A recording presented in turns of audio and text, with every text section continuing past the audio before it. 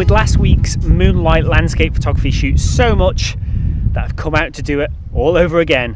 But this week I've chosen a far less intimidating and spooky location. I've come to the coastline, and that is Maughold Head behind me, which is a very popular photography spot here in the northeast of the Isle of Man. Now, this is far easier to get to than last week's location. It's only about a 10-minute walk here, and it's nowhere near as remote. So I feel a lot at ease here, really. I'm not going to be checking over my shoulders every 2 seconds in case there's an axe murderer behind me. So just behind me we've got Maughold Head, which has got a beautiful lighthouse, which is, I think, yep, it's just started illuminating right now, so that's great. Now, the sunrise would usually rise about there for a good shot here, but that's obviously not what we're going for tonight. I'm going to go for a moonrise, and it's something I've never ever tried to take a picture of, so this is a first for me, and it's rising in the perfect location for this composition, so I thought this would be absolutely a beautiful shot in the making here if I can nail it. So tonight we've got absolutely beautiful crystal clear skies. The moon is going to be rising in about 45 minutes, so that gives me a lot of time to get my composition ready. The only thing that's slightly annoying here is the tide is out, and I failed to check the tide timetable. In all the excitement of going out to get this shot, I totally forgot about that, and it kind of changes the composition somewhat, because you can see the sea just behind me here. Because it's a lot lower, a lot of these rocks just over my shoulder here, they're exposed and they're quite ugly. They're covered in seaweed, and generally it changes the dynamic of the usual composition that I would go for. So I'm going to have to look for something a little bit different. If you hadn't already noticed, it's pretty windy tonight as well, so I'm going to have to be super careful when setting up my tripod, because the rocks around here are pretty hard and they drop straight into the sea. So in the dark, there's a recipe for disaster here.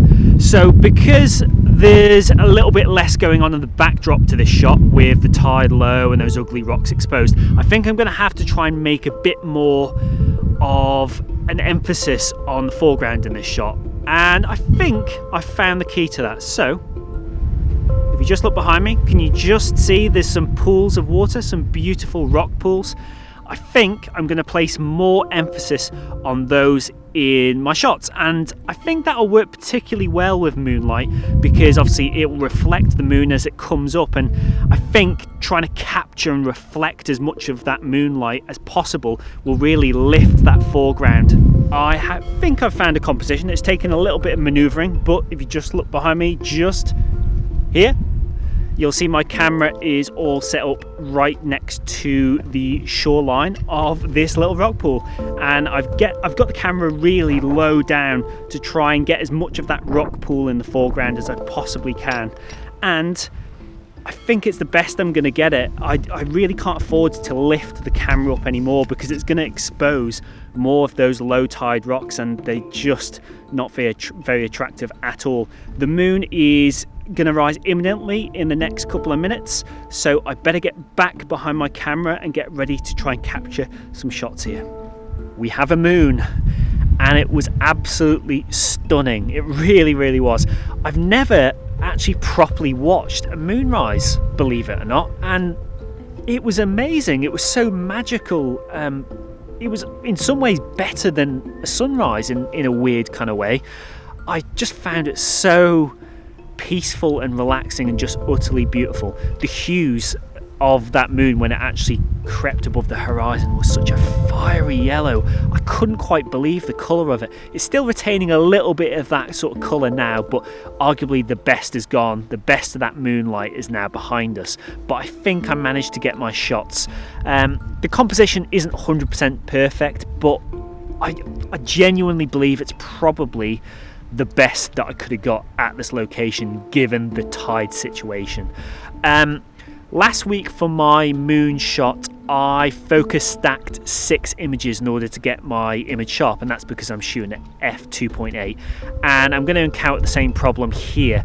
So I have done some serious focus stacking tonight, because when I looked at last week's image, There was tiny little bits of it that I weren't too happy with that were slightly soft.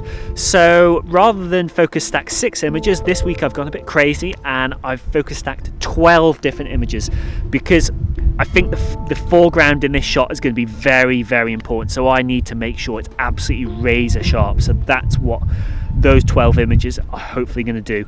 Most of my shots were shot f2.8 and ISO 2000. My exposure time has changed quite a bit though. Some shots I shot at 30 seconds, others I shot as low as 5 seconds, and the reason for that is I think I'm going to need to blend various exposures together here to get the right shot, because the actual moon itself was overexposing massively in those 30-second exposures, but those 30-second exposures were required to lift the shadows. But what that 5-second exposure allows is the bit just around the moon to be correctly exposed without really blowing out that part of the image. So I think I'm going to have to blend a lot of images to get this to look right, but I'm quite confident that I've managed to secure the shots I need to get a perfect final image.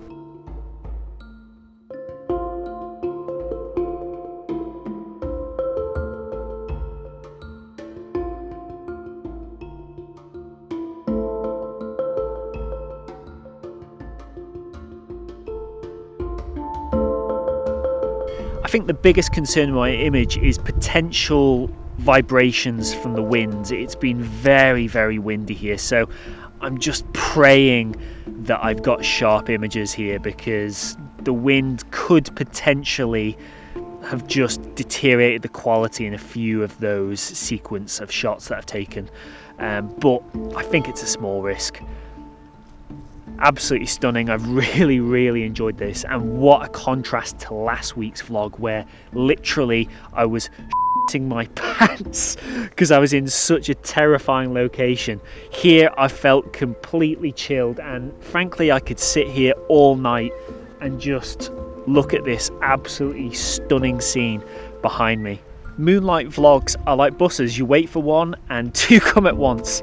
I have really enjoyed these last two shoots, and they felt so different to my usual style of landscape photography.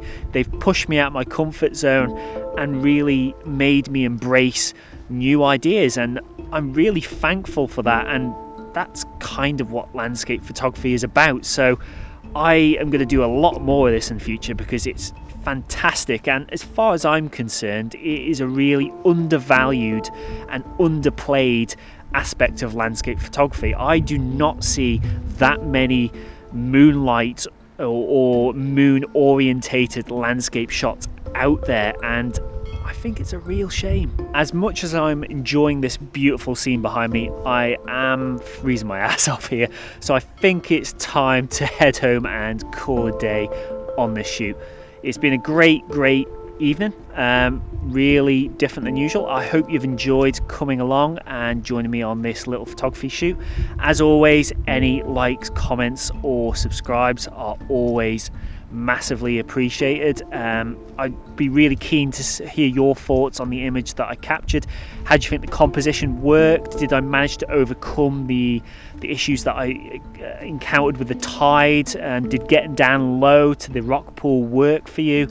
I'd be really interested to hear your thoughts. How is the blend of the image with the different exposures?